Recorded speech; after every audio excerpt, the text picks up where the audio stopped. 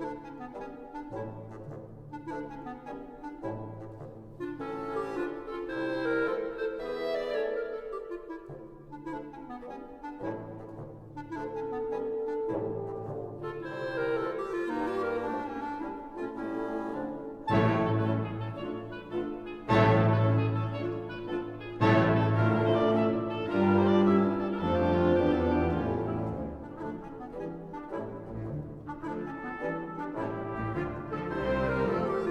morning.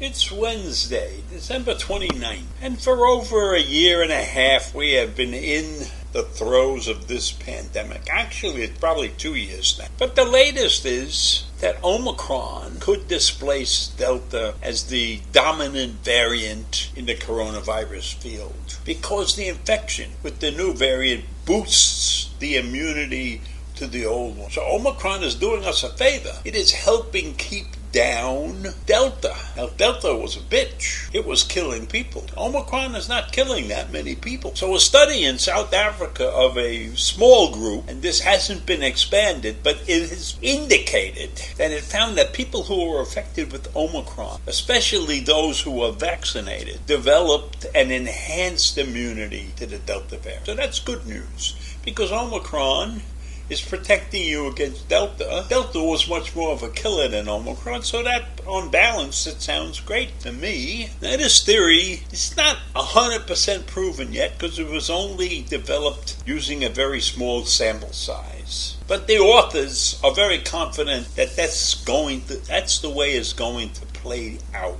So because of the neutralization effect that Omicron had on Delta, that means that Delta's ability to reinfect people has been slowed down, and that might totally be eliminated. Now, of course, that's vaccinated people we're talking about. And so these results of this study prove that Omicron is displacing the Delta variant. And since it can create this immunity against Delta, making reinfection much, much less likely.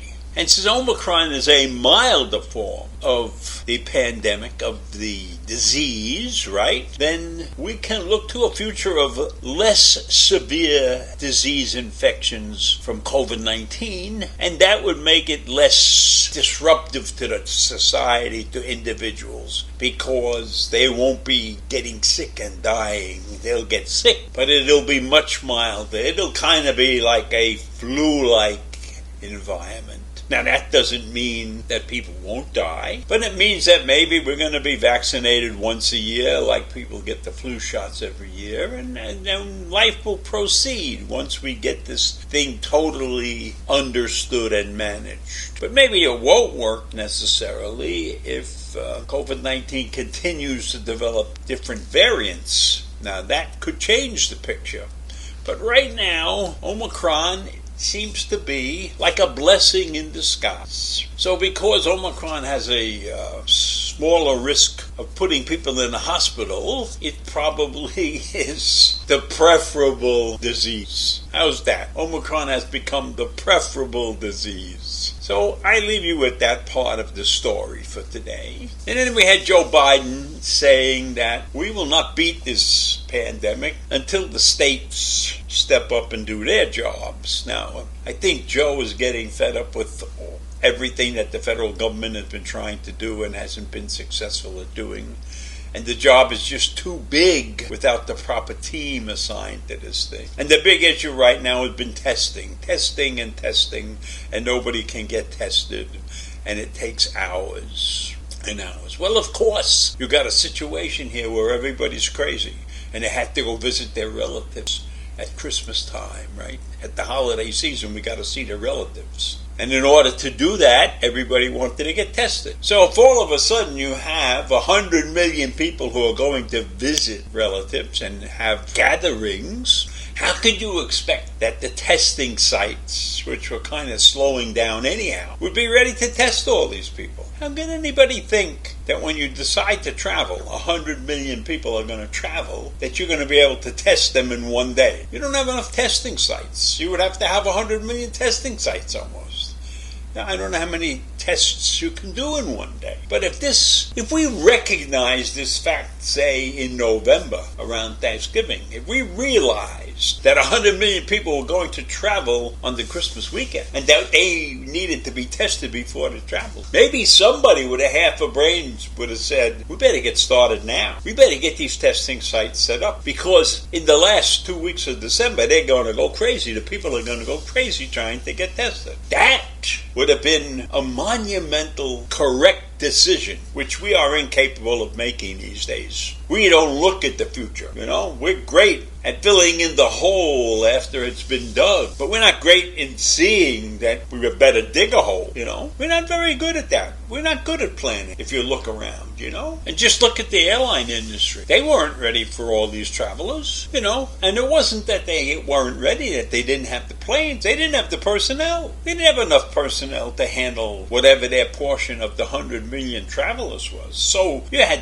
thousands of flights canceled, people sitting in airports. Now, what do you think about a crowded airport with people, even though they're wearing masks? You don't think that's going to spread Omicron or Delta? You don't think that's going to spread them? This is ridiculous. This whole holiday season was ridiculous. We should have told everybody, take 2 weeks off, figure out how to Zoom with your relatives, and party with small groups somewhere. I didn't see my kids or anything over the holidays. It's ridiculous. We are a ridiculously poor planning country. We are up and at 'em, and everybody's getting ready to travel, and I know we're worn out from this disease. But if you look at what happened over the weekend, it's crazy. And Times Square is now limited to 15,000 people to watch the ball drop. Why? Why does anybody have to be there? I watched the ball drop when I was in Puerto Rico every New Year's for a couple of years. I watched the ball drop on television. It was fine by me. Why can't you have set up a Zoom someplace, have 20 or 30 people standing on a street corner with kazoos or something, and have a little party? Why do we have to have 15,000 people in Times Square? You think that you're going to get away with nobody being infected in that situation? It's madness. Life has to change. We have to be prepared to change. And we can't be like the people in the red states, the states that are not doing as much as they could, where the people are saying, listen, it's a disease, let it run its course, we'll be fine, So a couple of people die, but everybody will get their own immunities.